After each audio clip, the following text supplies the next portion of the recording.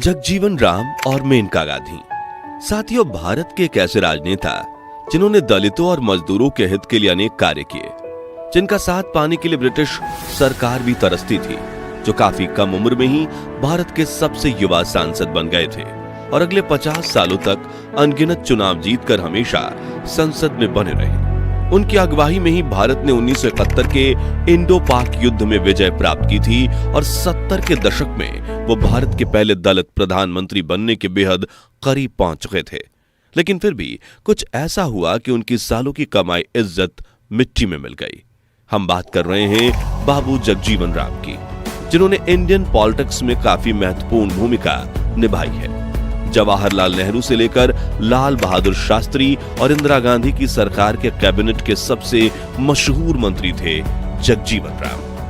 अब तो सबसे बड़ा सवाल यही है कि आखिर वो कौन सी घटना थी जिसने जगजीवन राम की छवि पर कलंक लगा दिया। तो बता दें कि वो कुछ ऐसी अश्लील और आपत्तिजनक तस्वीरें थीं जिन्होंने 70 के दशक में राजनीति के गलियारों में बवाल खड़ा कर दिया था। तो वो तस्वीरें किसकी थी, उन्हें किसने वायरल किया था और आखिर क्यों? और तो और इसमें पूर्व प्रधानमंत्री इंदिरा गांधी की बहू मेनका गांधी का क्या रोल था, जानेंगे जगजीवन राम के इस अनसुनी अनकही कहानी में। लेकिन उसके पहले उनके प्रारंभिक जीवन पर एक नजर डालते हैं। दोस्तों, जगजीवन राम का जन्म 5 अप्रैल 1908 के दिन बिहार के भोजपुर के चंदवा गांव में रहने वाले एक दलित परिवार में हुआ था। बचपन से ही परिवार वाले उन्हें प्यार से बाबूजी कहकर पुकारते थे। उनके पिता शोभाराम एक किसान थे, जिन्होंने कुछ समय के लिए ब्रिटिश सेना में नौकरी भी की थी, लेकिन कम उम्र में ही उनकी मौत हो गई थी, जिसके चलते जगजीवन राम के परिवार को आर्थिक तंगी का सामना करना पड़ा था। लेकिन जगजीवन को बचपन से ही पढ़ने लिखने में काफी दिलचस्पी थी।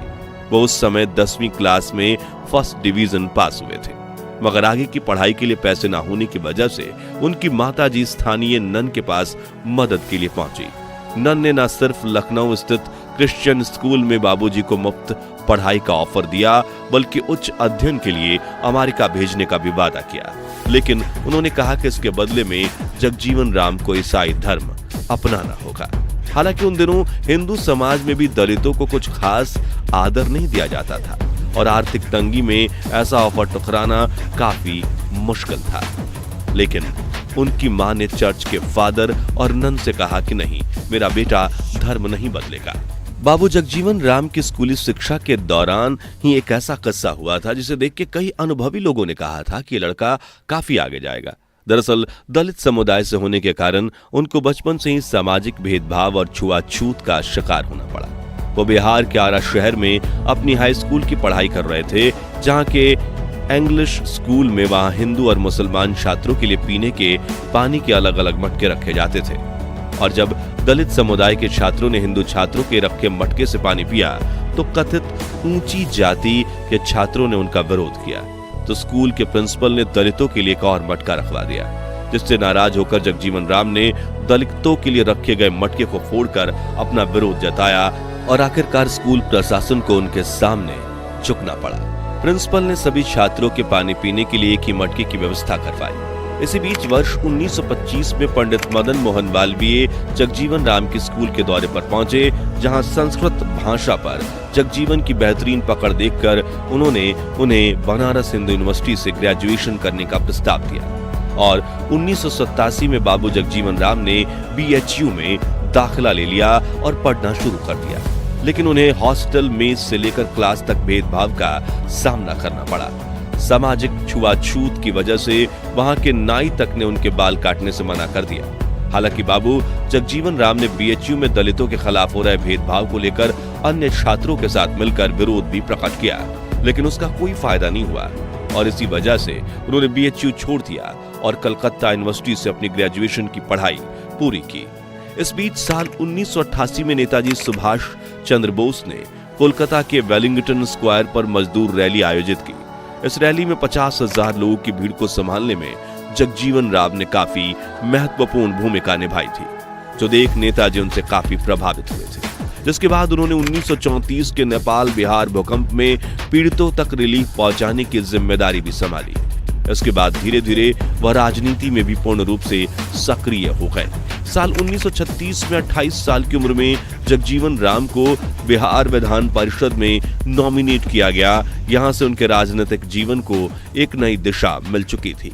इसके बाद साल 1937 में वो डिप्रेस्ड क्लास लीग के नेता के तौर पर बिहार विधानसभा में एक ग्रामीण सीट से निर्विरोध चुने गए। सिर्फ इतना ही नहीं, इस चुनाव में बाबू जगजीवन राम के साथ इस पार्टी के अन्य 14 विधायक भी चुनाव जीते थे। उस वक्त अंग्रेजी हुकूमत बिहार में अपनी सरकार बनाने का प्रयास कर रही थी, जिसके लिए उन्होंने लोभ लालच देकर जगजीवन राम को अपनी तरफ करने की कोशिश की। लेकिन जगजीवन राम मंत्री पद और पैसों के लालच में नहीं आए और अंग्रेजों के साथ देने से हमेशा के लिए इनकार कर दिया। दूसरी तरफ कांग्रेस ने भी उन्हें पार्टी के साथ जुड़ने का ऑफर दिया। उन्होंने इस प्रस्ताव को स्वीकार कर लिया, जिससे बिहार में कांग्रेस की सरकार बनी, जिसमें वो मंत्री बने। 1940 के दशक में बाबू जगजीवन राम के जीवन से जुड़ा एक किस्सा समग्र भारत में आकर्षण का केंद्र बना था। दरअसल बाबूजी दलित समुदाय के नेता थे और उन दिनों धार्मिक स्थलों में दलितों के जाने पर रोक थी। हालांकि एक बार उन्होंने जगन्नाथपुरी मंदिर जाकर दर्शन करने की इच्छा जताई, तो जननेता होने की वजह से उनको तो जगन्नाथपुरी मंदिर में जाने की अनुमति मिल गई, लेकिन उनकी पत्नी समेत बाकी लोगों को अनुमति नहीं मिली। इसलिए जगजीवन राम ने मंदिर में प्रवेश करने से इनकार कर दिया। उन्होंने कहा कि भगवान के दर्शन की मेरी तमन्ना अधूरी रह गई। अगर वह अपने भक्तों से भेदभाव करते हैं तो वह दुनिया के भगवान कैसे हो सकते हैं। वहीं उन्होंने हिंदू महासभा में दलितों के लिए मंदिर और कुएं खोलने का प्रस्ताव भी रखा। वे कहते थे, हिंदुस्तान जहां भी जाओ जात साथ चलती है, जात के नाश में दलितों की मुक्ति है। इसी दौरान 8 अगस्त 1942 के दिन महात्मा गांधी ने भारत छोड़ो आंदोलन की शुरुआत की और तमाम नेताओं के साथ जगजीवन राम को भी जेल जाना पड़ा, मगर वो जेल में रहकर भी आजाद भारत के आंदोलन में सक्रिय रहे। साल 1946 में आखिरकार अंग्रेजों ने भारत छोड़कर जाने का फैसला लिया। सभी नेताओं की रिहाई के साथ पंडित नेहरू की इंटरिम गवर्नमेंट बनाई गई, जिसमें जगजीवन राम सबसे कम उम्र के मंत्री बने। उन्हें लेबर मिनिस्टर का पद सौंपा गया। अगले साल देश को आजादी मिली और जगजीवन राम ने मजदूरों के आर्थिक और सामाजिक जीवन को बेहतर बनाने के लिए कानून बनाए, जैसे कि मिनिमम वेज, इंश्योरेंस और बोनस वगैरह, जिससे जनता में उनकी लोकप्रियता बढ़ने लगी। और यह उनके द्वारा किए गए बेहतरीन कार्यों का ही परिणाम था, जिसके बाद उन्हें इंटरनेशनल लेबर कॉन्फ्रेंस के अध्यक्ष के तौर पर भी चुना गया। जिसके बाद बाबूजी पंडित नेहरू की सरकार में कम्युनिकेशन मंत्री, ट्रांसपोर्ट और रेलवे मंत्री भी रहे। दिसंबर 1956 से लेकर 1962 तक उन्होंने रेल मंत्री की भूमिका निभाते हुए संसद में 7 बार बजट पेश किया। वह कृषि मंत्री के तौर पर भी सफल रहे। उन्होंने पहली हरित क्रांति को भी साकार किया था। खैर, पंडित नेहरू के बाद इंदिरा गांधी की सरकार बनी। इस दौरान 1969 में कांग्रेस पार्टी 2 हिस्सों में विभाजित हो गई और जगजीवन राम ने इंदिरा गांधी का साथ देने का फैसला किया। नतीजन उन्होंने कांग्रेस का राष्ट्रीय अध्यक्ष पद संभाला। फिर साल 1970 से 1974 तक उन्होंने इंदिरा गांधी की कैबिनेट में रक्षा मंत्रालय की कमान संभाली और 1971 में हुए इंडो पाक युद्ध में उनकी आगवानी में भारतीय सेना ने पाकिस्तान को बुरी तरह से पछाड़ दिया। इस तरह बांग्लादेश को आजादी दिलवाने में उनकी महत्वपूर्ण भूमिका रही। मगर साल 1975 में जब इंदिरा गांधी सरकार ने अचानक आपातकाल की घोषणा कर दी तो जगजीवन राम इससे नाराज हो गए। उन्होंने कांग्रेस पार्टी छोड़ दी और जनता दल के साथ मिलकर कांग्रेस फॉर डेमोक्रेसी नाम की पार्टी बनाई, जिसमें जगजीवन राम के साथ कांग्रेस के 5 वरिष्ठ नेता भी जुड़े थे। जो देख इंदिरा गांधी समझ चुकी थी कि उन्होंने एक बड़ी वोट बैंक गंवा दी। यानी एक तरफ आपातकाल की वजह से देश की जनता इंदिरा से नाराज थी, वहीं दूसरी तरफ जगजीवन राम के पार्टी छोड़कर जाने से कांग्रेस की हार निश्चित हो गई और इंदिरा गांधी 1977 के आम चुनाव हार गईं और जनता दल ने भारी बहुमत के साथ जीत हासिल करके मोरारजी देसाई को अपना प्रधानमंत्री चुना और जगजीवन राम बने उप प्रधानमंत्री। दोस्तों, साल 1977 के चुनावी माहौल का एक किस्सा आज भी कई राजनीतिक विशेषज्ञों के चेहरे पर मुस्कुराहट ला देता है। तो बात कुछ ऐसी थी कि चुनाव के कुछ दिन पहले जगजीवन राम को दिल्ली के रामलीला मैदान में जनता को संबोधित करना था। इस सभा में लाखों की भीड़ जमा होने का अंदाजा लगाया जा रहा था, जिससे कांग्रेस को भारी झटका लग सकता था। इसलिए इंदिरा गांधी ने उसी दिन दूरदर्शन पर ऋषि कपूर की नई फिल्म बॉबी को चलवा दिया। उस वक्त दूरदर्शन पर नई फिल्म का इतना जल्द आना असंभव सी बात थी। इसलिए इंदिरा को लगा कि सभा में जाने के बजाय दिल्ली की जनता घर में रहकर फिल्म देखना पसंद करेगी, लेकिन हुआ उसका उल्टा ही। जगजीवन राम की सभा में इतनी भीड़ इकट्ठा हुई कि मैदान छोटा पड़ गया। अगले दिन अखबारों में हेडलाइन छपी कि बाबू बिट्स बॉबी, बाबू ने बॉबी को हरा दिया। इससे आप अंदाजा लगा सकते हैं कि जनता के बीच बाबू जगजीवन राम की लोकप्रियता कितनी अधिक थी। खैर, अक्टूबर 1978 में मोरारजी देसाई के इस्तीफा देने की खबर सामने आई थी। उसके बाद प्रधानमंत्री पद के लिए सबसे वरिष्ठ और काबिल नेता थे जगजीवन राम। लेकिन फिर देश के सामने आया ऐसा सेक्स स्कैंडल जिसने उनके प्रधानमंत्री बनने के सपने पर पानी फेर दिया। दरअसल साल 1978 में सूर्या नाम के अखबार में जगजीवन राम के बेटे सुरेश राम और उनकी प्रेमिका की कुछ तस्वीरें छापी गईं, जिसमें सुरेश अपनी प्रेमिका सुषमा के साथ शारीरिक संबंध बनाते हुए दिख रहे थे। लेकिन हैरानी की बात यह थी कि सुरेश राम पहले से ही शादीशुदा और उनके बच्चे भी थे, जबकि उनकी प्रेमिका सुषमा सिर्फ 21 साल की थी। वो दिल्ली विश्वविद्यालय की छात्रा थी। सुरेश राम की तस्वीरों वाले रिपोर्ट का शीर्षक था रियल स्टोरी और मैगजीन का यह एडिशन देश भर में ब्लैक में बिकने लगा। एक उप प्रधानमंत्री के बेटे की ऐसी हरकत देखकर जनता में आक्रोश फैल गया। जगजीवन राम के सर पर कलंक लग गया और उनका जनता और सरकार को जवाब देना भारी पड़ गया।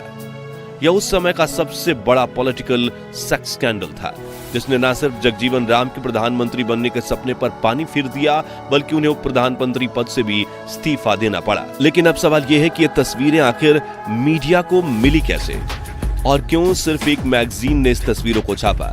तो सुरेश राम को एक्स्ट्रा मैरिटल अफेयर करने का बड़ा शौक था और वो अक्सर प्लोराइड कैमरे से अपनी गर्लफ्रेंड की नग्न तस्वीर खींचा करते थे, जिन्हें वो अपने साथ लेकर घूमते थे। और ये तस्वीरें मीडिया तक कैसे पहुंची, उसे लेकर राजनेता राज नारायण ने उस वक्त प्रेस कॉन्फ्रेंस में एक बयान दिया। उन्होंने बताया कि एक दिन सुरेश राम की मुलाकात पॉलिटिशियन ओमपाल सिंह से हुई और ओमपाल सिंह ने सुरेश राम से सिगरेट मांगी। जब उन्होंने सिगरेट देने के लिए अपनी कार का ग्लब खोला तो सिगरेट के पैकेट के साथ वो तस्वीरें नीचे गिर पड़ी। ओमपाल सिंह ने वो तस्वीरें उठा लीं और सुरेश राम को वापस नहीं की। इन 40 से 50 तस्वीरों में 15 तस्वीरें उसी रात 1 बजे संजय गांधी के पास पहुंचाई गईं। ये तस्वीरें देखकर संजय गांधी की आंखें खुली की खुली रह गईं, मानो उन्हें एक ब्रह्मास्त्र मिल गया हो। उन्होंने तुरंत घर के अंदर जाकर इंदिरा गांधी को जगा दिया। अगले दिन 22 अगस्त को सुबह 9 बजे जनता पार्टी के सांसद कृष्णकांत के घर फोन बजा। दूसरे छोर पर जगजीवन राम थे और फोन रखते ही उन्होंने अपने परिवार वालों से कहा, एक और बेटे ने अपने बाप को डुबो दिया। जिसके कुछ घंटों बाद जगजीवन राम खुद कृष्णकांत से मिलने उनके घर पहुंचे थे और साथियों उन्होंने अपनी टोपी कृष्णकांत के पैरों पर रखते हुए कहा, अब मेरी इज्जत आपके हाथों में है। हालांकि कृष्णकांत ने मीडिया में अपने संपर्कों के जरिए जगजीवन राम की मदद करने की कोशिश की, जिसके अगले दिन इंडियन एक्सप्रेस के पहले पन्ने पर शहीद नकवी का एक लेख छपा, जिसमें सुरेश राम के प्रति सहानुभूति दिखाते हुए लिखा गया था, ये तस्वीरें उन पर दबाव डालकर खिंचवाई गई हैं। लेकिन इससे भी कोई फायदा नहीं हुआ। जगजीवन के राजनीतिक करियर की नैया डूब गई और कभी उनके आगे पीछे घूमने वाले लोगों ने उनसे मुंह मोड़ लिया। हालांकि उनकी इस हालत के पीछे जिम्मेदार इंदिरा गांधी को भी बताया जाता है। कहा जाता है कि उस समय भारत के हर अखबार ने इस खबर पर चुप्पी साध ली थी, लेकिन जिस मैगजीन में इन तस्वीरों को छापा गया था उसकी संपादक इंदिरा गांधी की बहू संजय गांधी की पत्नी मेनका गांधी थी। और ऐसा इसलिए किया गया क्योंकि इंदिरा गांधी जगजीवन राम के बढ़ते हुए रुतबे और प्रभाव से चिंतित थी। उन्हें अपने राजनीतिक करियर के खत्म होने का डर सता रहा था, इसलिए एक सोची समझी साजिश के तहत यह सब किया गया। वही मशहूर लेखक खुशवंत सिंह ने इस घटना का जिक्र करते हुए अपनी आत्मकथा ट्रूथ एंड लिटिल मैलिस में लिखा है कि एक दोपहर मेरी मेज पर एक पैकेट आया, जिसमें जगजीवन राम के बेटे सुरेश राम और कॉलेज में पढ़ने वाली एक लड़की की अंतरंग तस्वीरें थीं, जो देखकर मैं हक्का बक्का रह गया। फिर उसी शाम मेरे पास एक शख्स आया जो जगजीवन राम के दूल्हे का दावा करता था। उसने कहा कि अगर वो तस्वीरें नेशनल हेराल्ड और सूर्या में ना छापी जाएं तो बाबूजी मोरारजी देसाई का साथ छोड़ इंदिरा गांधी की तरफ आ सकते हैं। जो सुनने के बाद मुझे ये तस्वीरें लेकर इंदिरा गांधी के पास जाना पड़ा। लेकिन जब मैंने इंदिरा गांधी को जगजीवन राम के तरफ से की गई पेशकश का जिक्र किया तो इंदिरा गांधी ने कहा, मेरा उस शख्स पर रत्ती भर भी विश्वास नहीं है। जगजीवन राम ने किसी और शख्स से ज्यादा मुझे और मेरे परिवार को नुकसान पहुंचाया है। उन्होंने कहलवा दीजिए कि पहले उन्हें अपना पाला बदलना होगा, तभी मैं मेनका से उन तस्वीरों को न छापने के लिए कहूंगी। कहा जाता है कि इस वार्तालाप की खबर मिलते ही जगजीवन राम कांग्रेस में शामिल होने के लिए तैयार हो गए थे, लेकिन फिर इंदिरा गांधी की मांग बढ़ती चली गई और जगजीवन ने कांग्रेस से जुड़ने के अपने फैसले को बदल दिया, जिसके बाद मेनका ने अपनी मैगजीन में सुरेश राम की तस्वीरें छाप दी और जगजीवन राम के राजनीतिक करियर की नैया टूट गई। उन्हें जनता पार्टी से भी अलग होना पड़ा, जिसके बाद उन्होंने कांग्रेस जे के नाम से अपनी पार्टी बनाई और साल 1986 तक सांसद में बने रहे, लेकिन उनका रुतबा अब काफी कम हो चुका था। 6 जुलाई 1986 के दिन 78 साल की उम्र में उन्होंने इस दुनिया को अलविदा कह दिया। दोस्तों, आपको बता दें कि जगजीवन राम के पास 1936 से 1986 तक 50 साल लगातार संसद में बने रहने का वर्ल्ड रिकॉर्ड भी है। वो एक समय पर राजनीति के बादशाह भी कहे जाते थे, लेकिन बेटे के सेक्स स्कैंडल ने उनके जीवन के आखिरी सालों में उन्हें शर्मिंदा कर दिया। दोस्तों, क्या वाकई में बाबूजी को अपने बिगड़ैल बेटे के पापों की सजा मिली थी, या फिर ये एक सोची समझी साजिश थी जिसके तहत एक महान नेता को भारत के पहले दलित प्रधानमंत्री बनने से रोका गया? इस बारे में अपनी राय हमें कमेंट्स में जरूर बताइए।